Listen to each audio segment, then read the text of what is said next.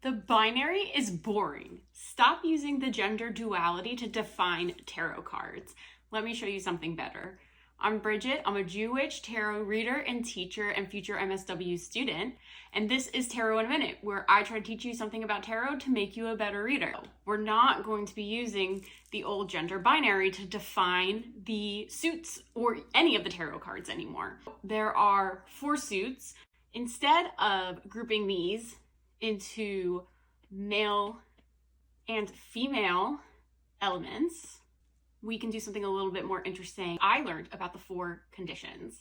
The 4 conditions are hot and cold, wet, and dry. And we can use the 4 elements and plot them on this graph. We have the dynamic of hot, which is fast-moving energies, cold, which are slower-moving energies, wet, which are fluid energies, and dry, which are absorbing energies. So we can take the suit of wands, which is fire. Fire is hot and dry. Water is wet and cold. So water lives over here. Swords is air. Air is hot and wet. So swords lives over there. And pentacles is earth. Earth is cold and dry. So pentacles lives over here. So let's try this with a tarot card. Let me pull up the Queen of Wands. So the Queen of Wands is a queen.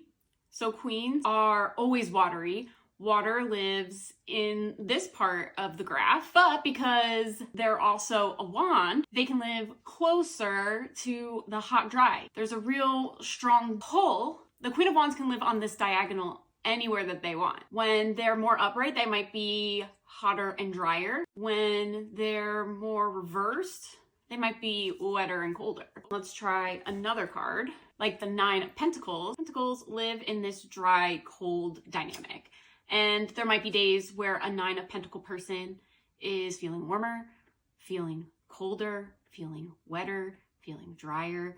Generally, a card in the minor arcana is going to stick in their quadrant, whereas a card like a court card can move on this diagonal because they embody 2 different elements most of the time. Most of the time. Cards like the Queen of Cups, which is a queen, so is water, and is a cup, so water. The Queen of Cups generally stays in their quadrant, but can be hotter, can be colder, can be wetter, can be drier, but is basically staying here.